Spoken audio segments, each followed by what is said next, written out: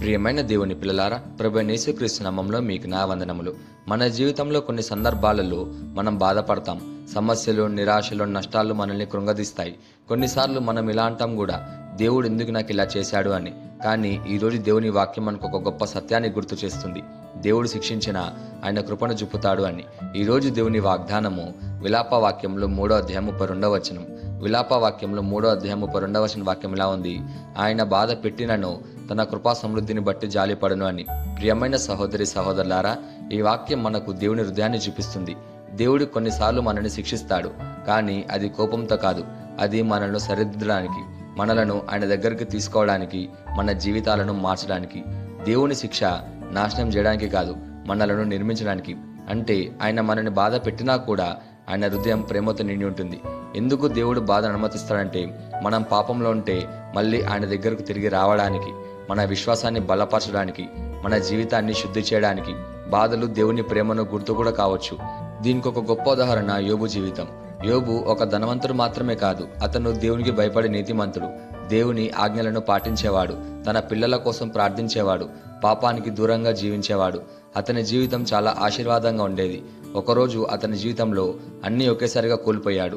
అతని గొర్రెలు, ఒంటెలు, పశువులు అన్నీ పోయాయి. తర్వాత పిల్లలు కోల్పోయాడు. అతని పిల్లలు ఒక ఇంట్లో ఉన్నప్పుడు గాలి తాకిడి వల్ల ఆ ఇల్లు కూలిపోయింది. అందరూ చనిపోయారు. తర్వాత ఆరోగ్యాన్ని కోల్పోయాడు.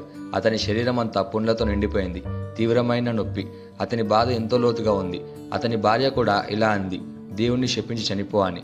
అతని స్నేహితులు వచ్చి నువ్వేదో పాపం చేసావని తప్పుపట్టారు.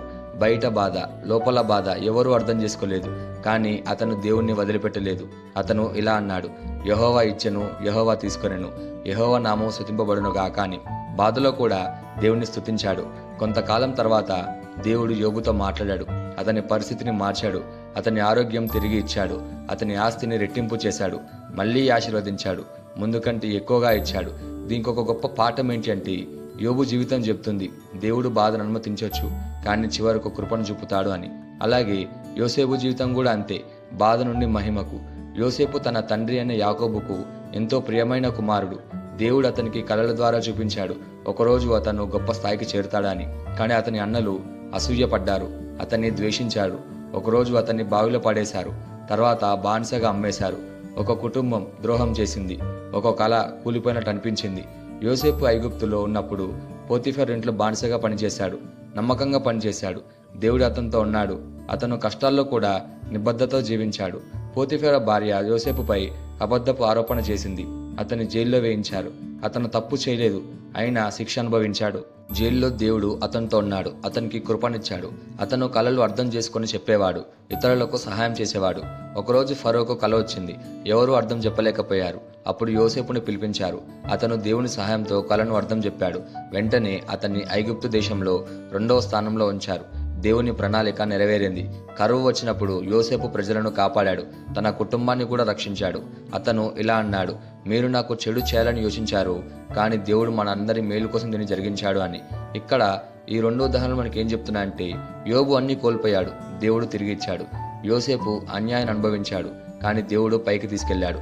ఇద్దరి జీవితాలు ఒకే విషయాన్ని చెప్తున్నాయి: బాధ తాత్కాలికం, దేవుని కృప శాశ్వతమని. ఈరోజు మీరు బాధలో ఉంటే దేవుడు మిమ్మల్ని మర్చిపోలేదు. ఆయన ఇంకా పనిచేస్తున్నాడు. మీ కథ ఇంకా పూర్తి కాలేదు అని మనం గుర్తుపెట్టుకోవాలి. ఈ వాగ్దానాన్ని మన జీవితానికి ఎలా తీసుకోవాలంటే, మొదటిగా బాధల్లో దేవుని నమ్మాలి. మనకు అర్థం కాకపోయినా దేవుని యోచన మంచిదే. రెండోదిగా నిరాశ పడకూడదు. ఈరోజు బాధ రేపు ఆశీర్వాదం కావచ్చు. మూడోదిగా దేవుని దగ్గరకు మరింత చేరాలి. బాధ వచ్చినప్పుడు దేవునికి దూరంగా కాకుండా ఆయన దగ్గరకు రావాలి. నాలుగోదిగా దేవుని కృపపై ఆధారపడాలి. మన శక్తి కాదు, ఆయన కృపే మనల్ని నిలబెడుతుంది. ఇక్కడ మనం ఏం నేర్చుకోగలమంటే, దేవుడు బాధను అనుమతించవచ్చు, కానీ ఆయన ప్రేమ ఎప్పటికీ తగ్గదు అని. ఈ వాగ్దానాన్ని మనం స్వతంత్రించలాగున మనం ప్రార్థన చేద్దాం. మమ్మల్ని మిక్కిలిగా ప్రేమించిన ప్రియా పరలోకపు తండ్రి, నీకే కృతజ్ఞతాస్తుతుల్లో వందనాలు చెల్లించుకుంటున్నాం ప్రభువా. నీ వాగ్దానం ద్వారా మాతో మాట్లాడినందుకు నీకే ధన్యవాదాలు చెల్లించుకుంటున్నాం ప్రభువా. ఈరోజు నీ వాక్యం ద్వారా నీ కృపను గుర్తు చేసినందుకు నీకే కృతజ్ఞతలు చెల్లించుకుంటున్నాం ప్రభువా. మేము బాధలు ఉన్నప్పుడు నిరాశ పడకుండా నిన్ను నమ్మే విశ్వాసాన్ని మాకు దయచేయండి తండ్రి. మా కష్టాల మధ్యలో కూడా నీ ప్రేమను అనుభవించడానికి మాకు సహాయం దయచేయండి తండ్రి. మా జీవితాన్ని సరిదిద్దడానికి నీవు అనుమతించే ప్రతి పరిస్థితిలో మేము నీ చిత్తాన్ని అంగీకరించే హృదయాన్ని మాకు ప్రసాదించండి తండ్రి. నీ కృపతో మమ్మల్ని నిలబెట్టి నీ మార్గంలో మనం నడిపించమని ప్రార్థిస్తూ యేసుక్రీస్తు నామమున అడుగుచున్నాము తండ్రి. ఆమేన్.